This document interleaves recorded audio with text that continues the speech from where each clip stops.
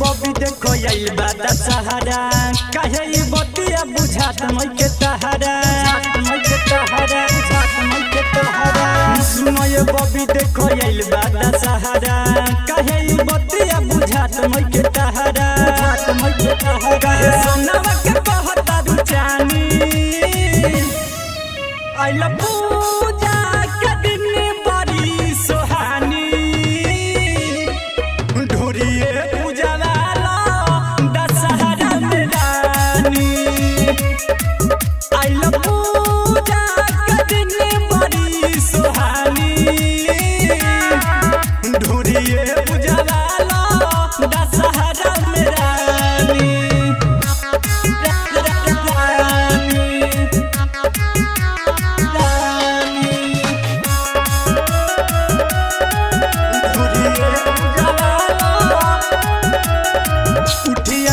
देखो बगिया में गईनी ढोरी के पूजा खातिर फूलवा ले आईनी ढोरी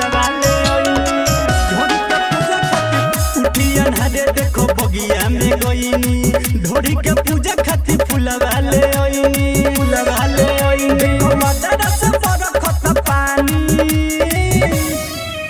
आइल पूजा के दिन बड़ी सोहानी ढोरिए पूजा वाला दशहरा में रानी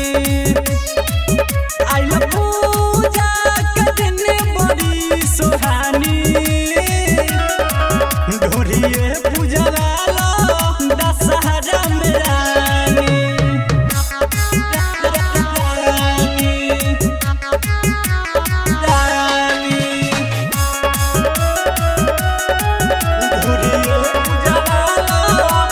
नमी में 9 दिन दिया बराला मिले सजे का सुनो मंदिर में जाला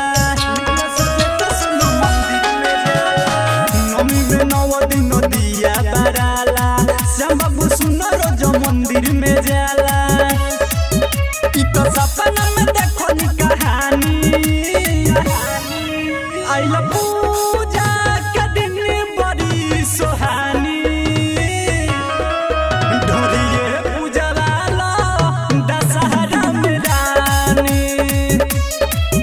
आइल पूजा के दिन बड़ी सोहानी ढोरिए